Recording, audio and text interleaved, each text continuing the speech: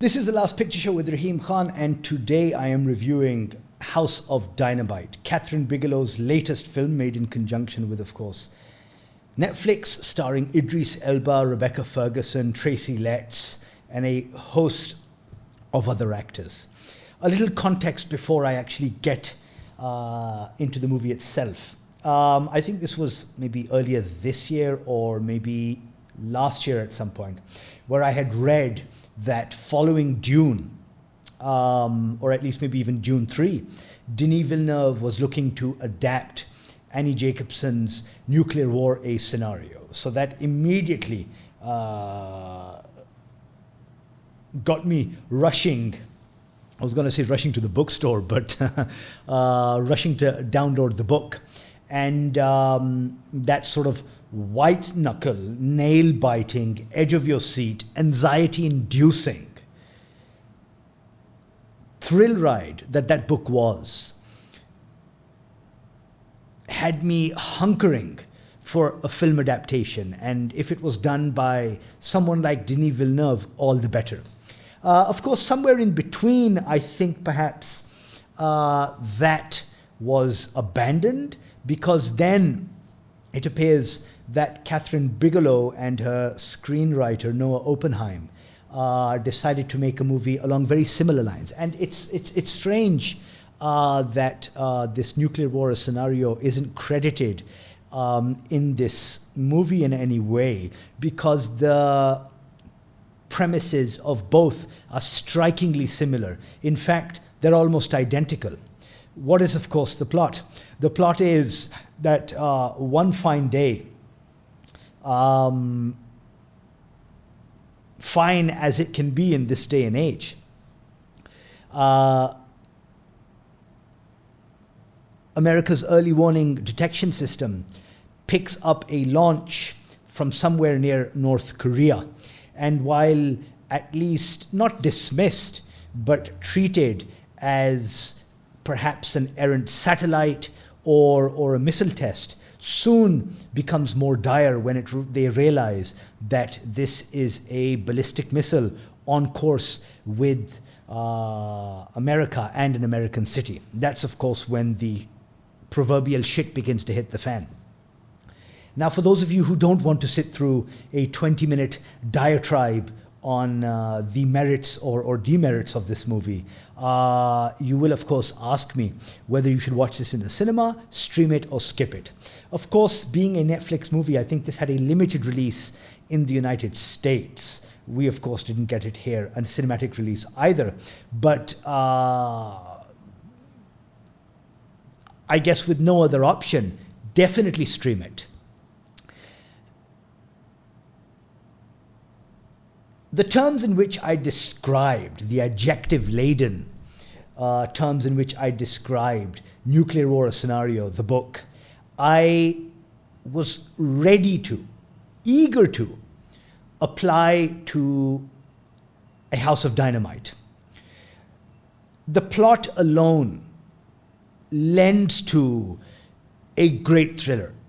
I'm definitely going to do a sort of top 5 at least of your great sort of like,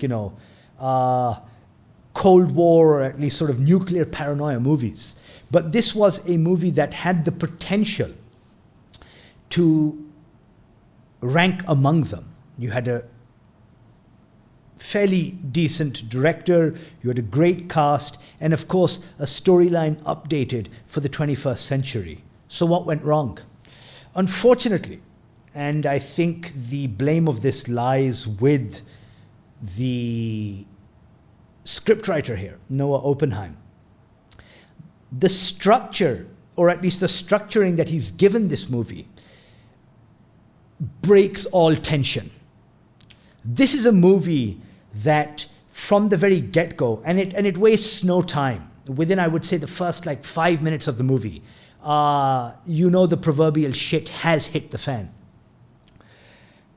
And that is when it's supposed to grab you and only let you go until the very last moments. Unfortunately, again, because of the way this script is structured, it doesn't do that. So for me, at least, the movie was a letdown. It was a disappointment. That is at least the 2-minute sort of review that I was going to give just for reels purposes. Now, of course, I can really get into it. So what this movie does is that it takes, I'm not going to say maybe even Rashomon style, Vantage Point style, in that it takes a singular incident and it tells it from a variety of points of view. Something that, of course, we are quite familiar with in cinema. But the problem here is that every time it tries to tell that story, it doesn't add anything new. Let me illustrate this point, and of course these aren't any spoilers, so you guys are safe there. At first, we are introduced to Rebecca Ferguson's character, who works in the White House Situation Room. And it is there, along with Jason Clarke's character, who is an admiral, where at least we are first introduced to this looming threat. We are also, of course, introduced to those soldiers who are manning the, the ballistic missiles response, that America has, which is essentially sort of interceptor missiles.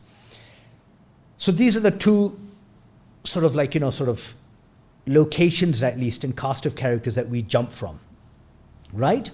Along the way, within these two things, we are also introduced to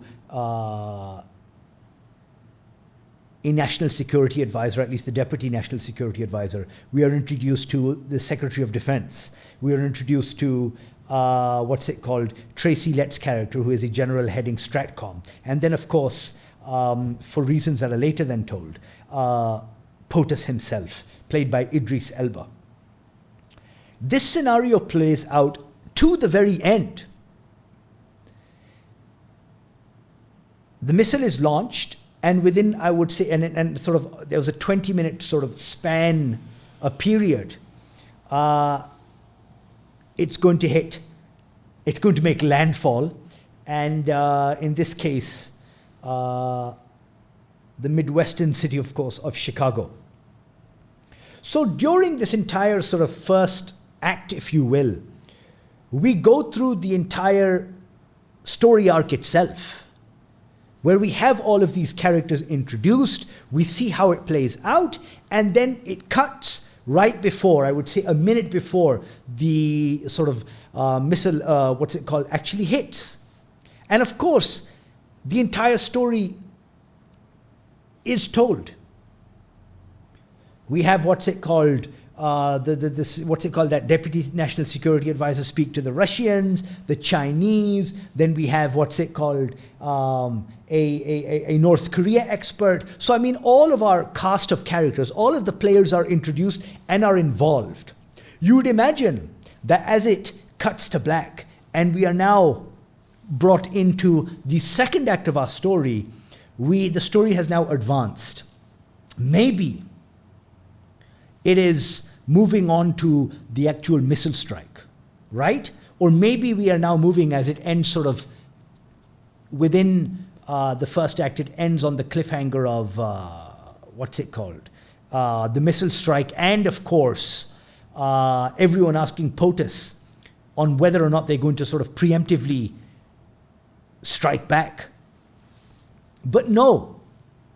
Instead of that, unfortunately, what we get is the very same scenario, but now retold, or at least redone from the perspective of those, for example, in Stratcom and the National Security Advisor. And then again, this again happens in the third act, where we have this being done, this time from POTUS and, for example, a National Security Advisor. Not the lady who's an expert on North Korea. That is the undoing of this movie. It should not have been told this way. Because what this does is, it breaks the momentum. Whatever anxiety, whatever sort of having your gorges rise, literally having you are literally sort of enraptured. Because again, for those of us who have read the book, it tells a minute-by-minute account of everything that would happen in a potential nuclear launch against America. And this movie does at least a very good half in its first act. It's just Acts 2 and Acts 3 that are almost redundant, as are some of even the characters introduced. In the first in the first act, we are introduced to this deer in the headlights sort of CNN correspondent, White House CNN correspondent, who's there for literally 2 minutes, and we never see her again. The same goes for all of the characters who are introduced in Act 1. We never see them again in Act 2 or Act 3. Because again, we may hear them over sort of the speakers or something like that, but we never actually see them. So that's where I would say this movie fails. And I'm surprised that they would have... I understand that in trying to tell the story from the points of view of people within the White House Situation Room, FEMA,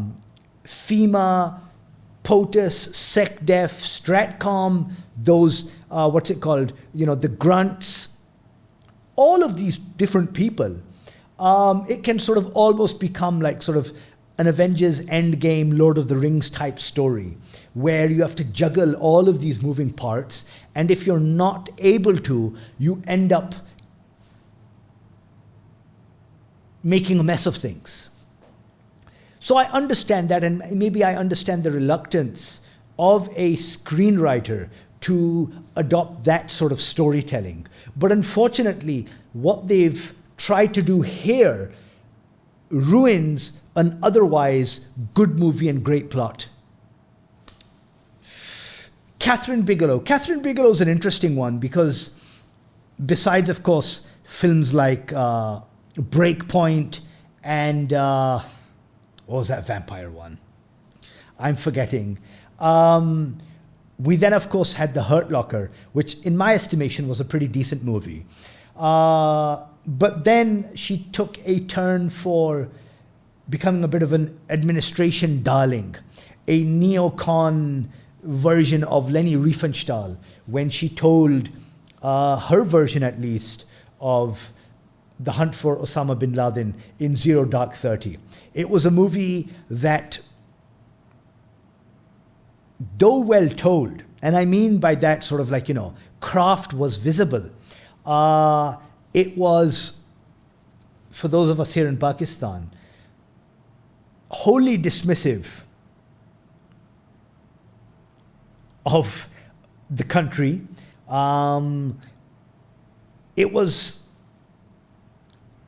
It's that scene where Jessica Chastain rolls up to the Islamabad, to the embassy, the American embassy here in Islamabad, which of course, and there you have these bearded men baying for blood, some other protest going on outside the US embassy, and she walks in and somebody asks her, so what do you think? And she's like, yeah, it's fucked up. That's what threw me off.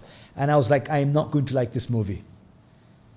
That's where I kind of lost interest in Bigelow as a director. She then had Detroit, if you remember, in 2017, which wasn't a bad movie in itself. I can't remember it now, but not bad. And now we have this. I'm not going to fault her, because of course she didn't write the script, but I think I can lay some blame on her, is that as a director, I think she should have intervened, stepped in and told the scriptwriter that, pardon my French, you're fucking up an otherwise great story. Let's not do it that way. Let's do it this.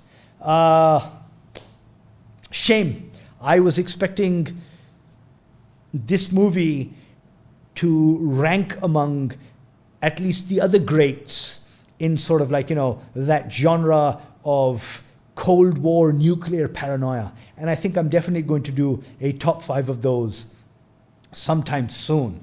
But I don't think this one's going to make it to that list.